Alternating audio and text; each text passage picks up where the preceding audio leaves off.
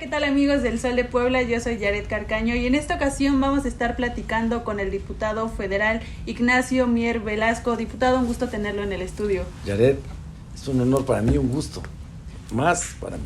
¿Cómo está? Eres joven, talentosa. ¿Cómo está?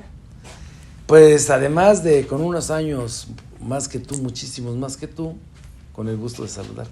Muy bien. Oiga, y pues... de que me des la oportunidad de poder, a través de tus preguntas, estar en contacto con los poblanos. Perfecto. Oiga, pues me gustaría preguntarle, de manera inicial vamos a hablar sobre la consulta.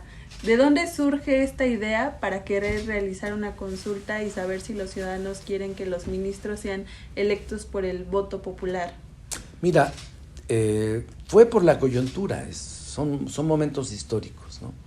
Estamos en este momento como nunca, en los últimos por lo menos 50 años en México, debatiendo dos proyectos de visión distintos. El proyecto que nosotros proponemos, que es derivado del Movimiento de Regeneración Nacional del presidente López Obrador y que acompañamos lo que hoy somos la coalición Juntos Hacemos Historia, Morena, PT y Verde, y que son hombres y mujeres libres, frente al proyecto que representan los que gobernaron los últimos 30 años en México, en la coalición Vamos por México, que la integran PRI, PAN, PRD. Ellos, en los últimos 30 años, construyeron un modelo en la que no había diferencias ideológicas ni políticas, eran lo mismo. Utilizaban siglas distintas, pero el PRD, que se decía un partido de izquierda, en realidad piensa igual que un partido de derecha, como es el PAN. A fuerza de ser justos, quien no ha perdido su identidad es el PAN. Y se sumaron a lo que propone el PAN y Gómez Morín de toda la vida, PRI y PRD. Y cuando llegamos nosotros, que el pueblo de México nos dio su confianza, se empezaron a debatir ya dos proyectos distintos. Uno que tiene como opción preferencial la austeridad, la honestidad, acabar con el cáncer de la corrupción, abatir desigualdades, mantener la estabilidad macroeconómica de nuestro país, pero los recursos que se ahorran de la corrupción destinarlos a los más necesitados para tener una sociedad más justa. Ha habido revisiones en todos estos años de las leyes que regulan la vida de para elegir al presidente de la República, presidentes municipales, gobernadores, senadores, pero no se ha revisado en 150 años lo que pasa con el Poder Judicial. Y nosotros consideramos que antes de la iniciativa que va a presentar el presidente de la República el próximo año, se haga una consulta para preguntarle a los mexicanos si están de acuerdo que se modifique el procedimiento para elegir a los ministros. Mucha gente me dice, es que Nacho, ¿quiénes son los ministros de la Corte? Pues la Suprema Corte. ¿Y qué es la Suprema Corte de Justicia? La gente no sabe. El 72% de los mexicanos no tiene idea de lo que es la Suprema Corte de Justicia de la Nación, ni cómo se eligen, ni cuánto ganan, ni qué hacen, cuáles son sus atribuciones. Saben lo que hace un juez y saben que los jueces no dictan sentencias, que no hay impartición de justicia, que hay justicia para los ricos, pero no hay justicia para los pobres, que las mujeres que son violentadas no encuentran respuesta por parte de las autoridades judiciales. Y se enteran por los medios que cuando se trata de controversias entre poderes o que tiene que ver con quitarle los contratos abusivos a las empresas extranjeras, entonces sí los juzgados y los magistrados de distrito, incluso la Suprema, actúa de manera rápida. Presentas un amparo, una empresa extranjera en materia eléctrica o en petrolera, e inmediatamente a los 8 días ya tienen respuesta.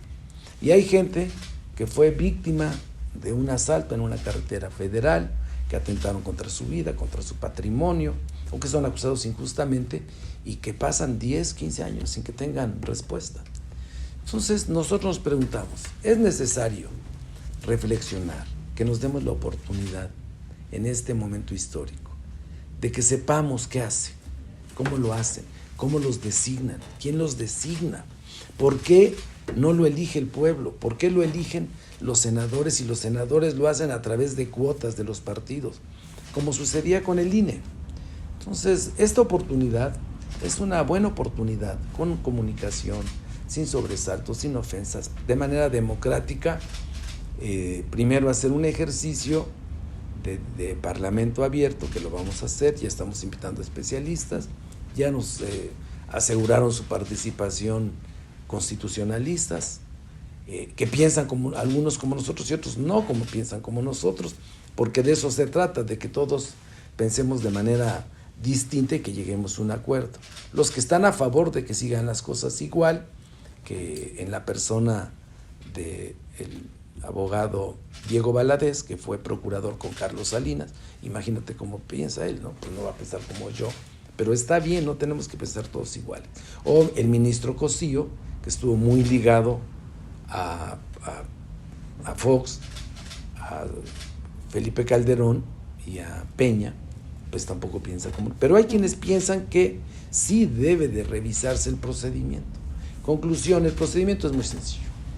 Le vamos a preguntar a los mexicanos, ¿estás de acuerdo o no que se revise el procedimiento por el cual se elige a los ministros de la Corte? Pero antes de eso, que la gente sepa quiénes son los ministros que hacen. Y después ya vendrá la consulta, que la consulta va a ser, estamos proponiendo, o sea, en agosto del próximo año. Así es que tenemos tiempo para que algo que no era del dominio público se pueda conocer, que es la Suprema Corte de Justicia de la Nación. Claro. Oiga, diputado, sobre este tema, ¿qué opina precisamente de esas voces que consideran o han llegado a mencionar que esta posible consulta podría ser un tipo de venganza precisamente porque el máximo tribunal detuvo la entrada en vigor del Plan B? No, al contrario, yo creo que eso detonó la necesidad de revisarlo. ¿Por qué? ¿Qué hubiera pasado si no declaran la inconstitucionalidad? O si declaran la inconstitucionalidad porque se metieron a revisar la ley, si le convenía a México o no, si lo que nosotros hicimos en la ley de comunicación era ampliar el derecho para que la gente, para que los medios de comunicación como el tuyo, en el que participas, le informen a la gente, porque el derecho a la información es un derecho a estar informados, a saber qué es lo que pasa, y más cuando se trata de las cosas públicas, de lo que hacen las autoridades, los gobiernos o los diputados. Entonces, esa ley no la revisaron si era buena o mala. Lo que revisaron fue el procedimiento. Y el procedimiento es algo que cada poder, el poder ejecutivo, el poder judicial, tiene sus propios procedimientos porque son autónomos, son soberanos.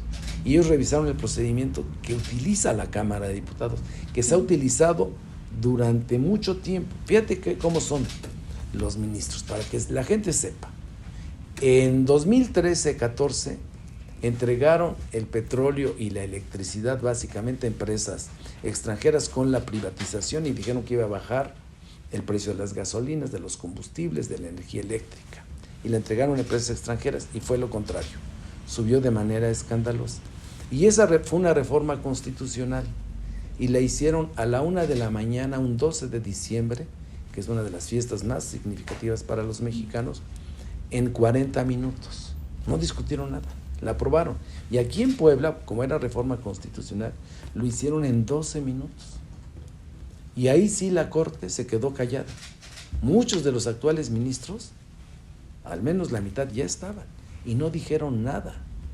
Nosotros presentamos una controversia y nos dijeron que no, y llevaba la firma de 3 millones de mexicanas y mexicanos, y nos dijeron que no, que era improcedente. Ahora, porque nos habíamos equivocado en el procedimiento, ahora se metieron al procedimiento porque hicimos dispensa de trámites, y la discusión se llevó 36 horas, estuvimos debatiendo 36 horas, y antes se había estado discutiendo en parlamentos y se metió la Suprema Corte. Por eso es un momento histórico. Entonces, ¿por qué está pasando ahí? Y esos momentos pasan en la vida, El momento en que uno se pone a interiorizar, a reflexionar, si las cosas que se están haciendo están bien o están mal, si es un error, si es un acierto, si vale la pena cambiar. Y ese espacio en el Poder Judicial no nos lo hemos dado desde 1957. Desde entonces no se se revisa, ¿no? Y los otros poderes sí. ¿Cuántas reformas electorales ha habido para elegir a gobernadores y diputados y presidente de la República? Hubo la de 96, en tiempos de Zedillo, hubo la reforma de Calderón en 2007, la reforma de Peña del 2000, la reforma de nosotros. Ha habido 4 reformas al menos, y del Poder Judicial desde hace 150 años, ¿no? Ya más de 150 años. Por eso es importante, era un momento para hacerlo, porque, y de algo se queja la gente, es de que en México no hay justicia. Pues demos un espacio para reflexionar. Va a ser hasta dentro de un año. ¿Por qué lo dijo el presidente que sea hasta el próximo año, en agosto del próximo año? Para que durante todo este tiempo hagamos lo que nunca hemos hecho. Que la gente sepa, que tú nos des la oportunidad, que si hay aquí un abogado, un constitucionalista, que no piensa igual, lo venga a decir. Pero que la gente se informe, porque todo lo hacen en el oscurito, y mientras no seamos más transparentes, vamos a estar padeciendo muchas cosas los mexicanos, y más en algo tan sensible como la justicia. Claro. Oiga, y ya sobre el tema de la consulta, no sé si ya tienen más o menos un poco sobre en dónde se podría llevar a cabo, más o menos cuántas personas podrían participar, cómo va a ser el tema de la organización. Bueno, la ley lo establece. Hay una ley que se llama la Ley General de Consulta Popular. Es un derecho que está en la Constitución, como el derecho de ser oído, el derecho de petición, el derecho de votar y ser votado. No es una materia electoral, es simplemente preguntar a los mexicanos si están de acuerdo. ¿Quién organiza esto? Solo técnicamente es el INE, no como materia electoral, porque no, las consultas no son materia electoral, así dice la ley, pero tienen todo el aparato y todos los instrumentos y la experiencia para hacerlo. Se deberían de instalar, igual que en un proceso electoral, 75,000 casillas para hacer la pregunta. El Poder Judicial tiene fideicomisos por más de 22,000 millones de pesos. Una consulta vale 2,000 millones, 2,300. Ellos tienen muchísimo dinero. Entonces saldría como... Sí, si no nos va a costar a los mexicanos, al contrario. Ustedes deben de saber que los ministros ganan más de 7 millones de pesos al año. ¿Cuánto gana un maestro? Ahora les incrementaron y gana el que menos gana 16,000. Gana 200,000 pesos al año un maestro. Pues un ministro vale 7 millones de pesos al año. Un maestro no tiene personal que los auxilie, asistentes técnicos, pedagógicos. Un ministro pueden contratar hasta por 540,000 pesos al personal que quieran mensual, o sea, tienen otros 7 millones de pesos. Si se van de vacaciones, nosotros no tenemos prima vacacional de casi 100,000 pesos 2 veces al año. Entonces, tienen muchos privilegios. Y como son los jueces, pues te amenazan, ¿no? Entonces, la idea es que lo podamos revisar. Y incluso, si se puede, la reforma que propuso el ministro Saldívar, que se quedó enlatada, porque al interior del Poder Judicial no permitieron que se hiciera la reforma. Entonces, es una buena oportunidad. Lo hemos valorado muy bien. Tenemos mucho tiempo de aquí a agosto para discutirla, analizarla, revisarla, proponer que sea algo que valga la pena y que sea en beneficio de México. Y de por sí nos pagan por eso, pues desquitemos el sueldo, ¿no? Claro. Las casillas serían instaladas en donde se colocan normalmente, sí, cuando son los procesos electorales. Como sea, pero no es un proceso electoral, es un proceso de consulta. Como se consultó y no era un proceso electoral a los mexicanos, pero el INE no puso todas las casillas, solo puso el 30% de las 75,000, porque no les dio tiempo para preguntarle a los mexicanos si se enjuiciaba o no al presidente Peña y al presidente Calderón y Zedillo. Claro. Comenta que va a haber un tema de un parlamento o varios parlamentos antes. No sé si existe una fecha, cuánto sería. Sí, lo voy a presentar el día martes. Okay. Ya algunos han aceptado, te digo. Lo voy a anunciar el día martes en la Cámara de Diputados.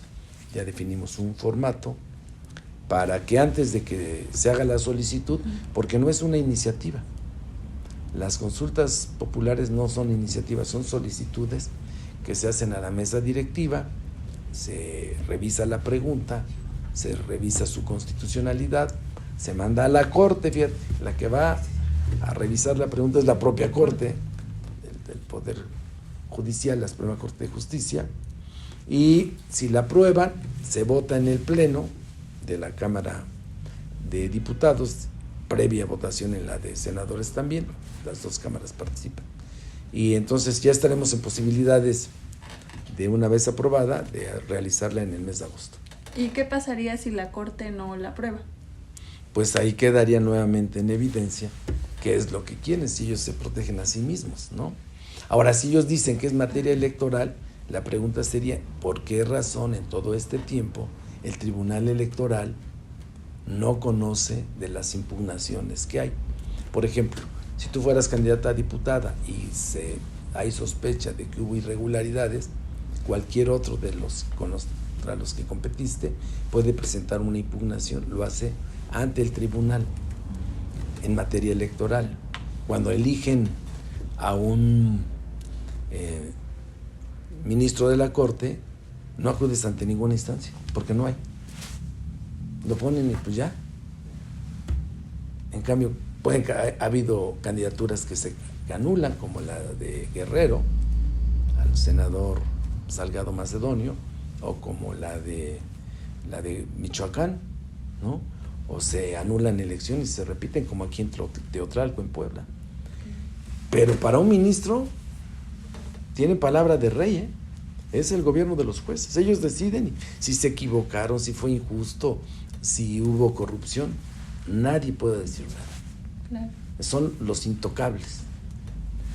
Oiga, y precisamente cuando ya se tengan los resultados, en caso de que sí se concrete la consulta, ¿qué es lo que se va a hacer después? Una vez que los mexicanos participen, si los mexicanos, el 40% de mexicanas y mexicanos dicen que se revise el procedimiento, se llama, esa respuesta es vinculatoria, es decir, entonces nos tendríamos que reunir las diputadas, los diputados, senadores, y revisar cuál es el mejor procedimiento para elegirlos. Por ejemplo, en el caso del INE, tradicionalmente se repartían las consejerías a los consejeros, los partidos políticos. Era lo que conocimos como el régimen de cuates y de cuotas, ¿no?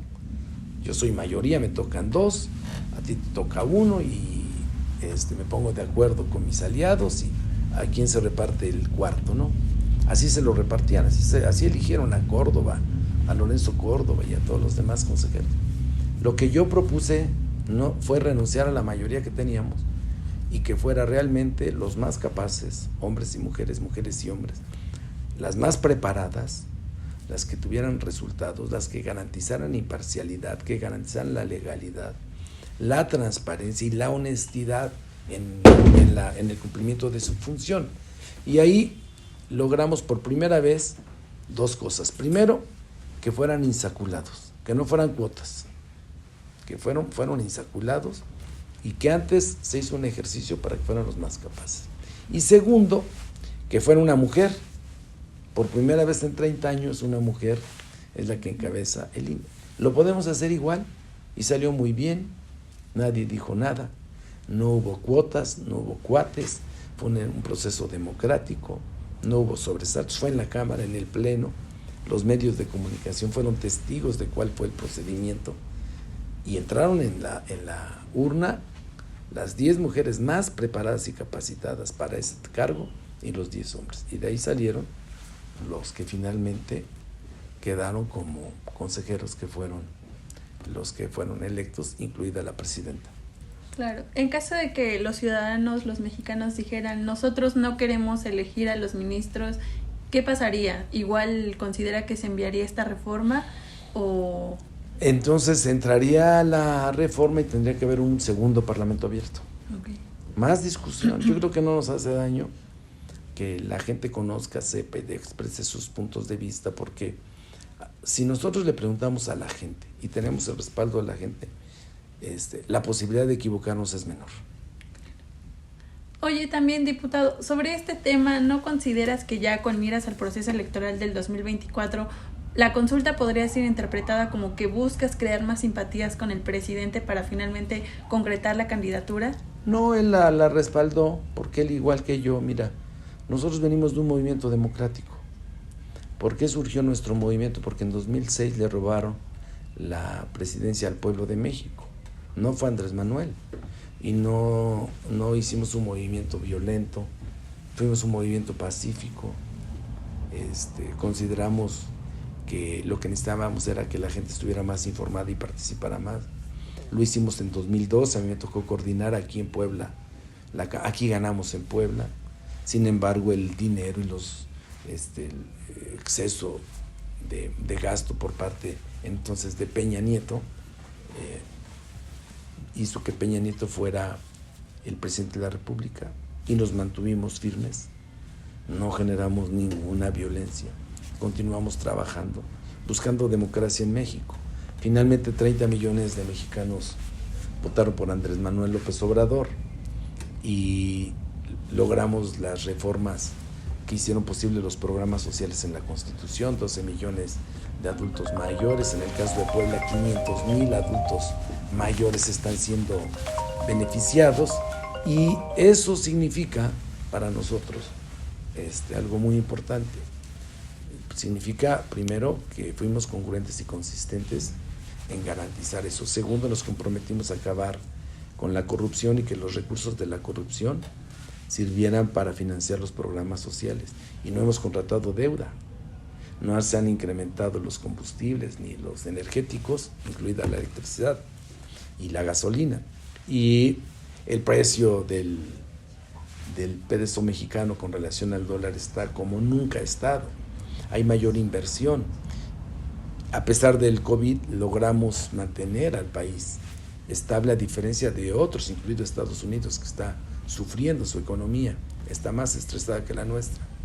Pero algo que tenemos pendiente es garantizar una plena democracia. Eso es lo que tenemos pendiente de aquí a que concluya.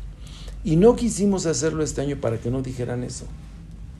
Por eso lo vamos a hacer pasando el proceso electoral, para que la gente esté tranquila. No va a ser hasta después de la elección, de que pase la elección del 2024. Por eso no va a ser antes de junio, va a ser en agosto del próximo año. La elección para cambiar a los diputados, a los senadores, gobernadores de 9 estados y presidente de la República va a ser el próximo mes de junio del 2024. Claro. Oiga, diputado, ya que estamos hablando de la Suprema Corte, cambiando un poquito de tema, me gustaría preguntarle precisamente por la situación del senador Alejandro Armenta, quien recientemente dio a conocer estas capturas, conversaciones en WhatsApp con la ministra, quien precisamente digamos que lo amenazó, es lo que él comentaba. Pues yo coincido con el presidente López Obrador de que hay cosas que no deben de hacerse públicas porque victimizas, ¿no? Y nos hemos quejado de eso. Entonces, yo creo que los mexicanos saben qué es lo que está pasando en el Poder Judicial y creo que no debemos victimizar a nadie.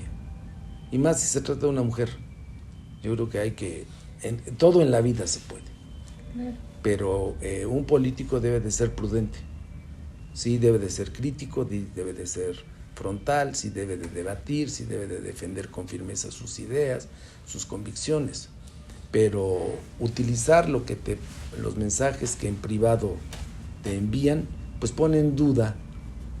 Ya nadie te va a querer enviar mensajes cuando tú haces público lo que te están comunicando y mensajeando, ¿no? Yo respeto, yo particularmente no, mis conversaciones privadas son eso, porque si no, ¿quién va a confiar en mí? Por eso el presidente fue claro en que no hay que victimizar, y menos las conversaciones privadas, porque al rato cualquiera lo va a hacer. Pues, se pierde algo que en corto, dicen los periodistas, off the record, ¿no? Coincide precisamente con el presidente de que el senador no debería de proceder precisamente por ese Claro, tema. yo creo que no, porque te digo, no es sano, no es bueno, se victimiza y se desvirtúa, ahí sí, se pierde la esencia del debate, ¿no? se pierde la consistencia. Cuando estamos debatiendo precisamente si el Poder Judicial tiene a ojos de los mexicanos un desempeño que privilegie la honorabilidad, la honestidad, la imparcialidad, la legalidad en sus sentencias y la justicia plena para los mexicanos, no solamente para los de arriba, sino para todos, metes esos temas, se va la discusión hacia otro, ¿no? Ahora mismo tú me preguntabas, oye, no, son dos cosas distintas. Yo creo que el debate político ideológico se da en la Cámara, por eso vamos a hacer el Parlamento. Ahí lo discutimos. Lo demás, yo respeto, eso como diría Bora.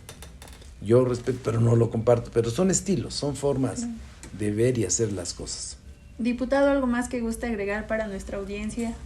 Nada, pues enviarles un saludo cariñoso. Yo sé lo que significa la gente de Puebla, gente trabajadora, que se desempeña en oficios, que se desempeña en el comercio, que se desempeñan como profesionistas, que se desempeñan como servidores públicos en todos los ámbitos, en el campo.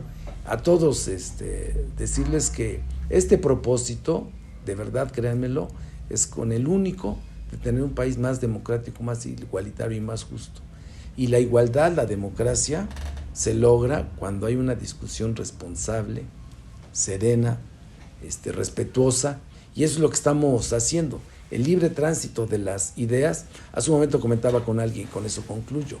Yo me formé con los teóricos, con los clásicos, y Voltaire decía que puedo necesariamente no coincidir en todo lo que ustedes piensan, pero se los juro que daría mi vida por defender el derecho que tienes para expresar lo que piensas y lo que sientes, aun cuando yo no coincida. Perfecto, pues muchas gracias por estar con nosotros. Gracias.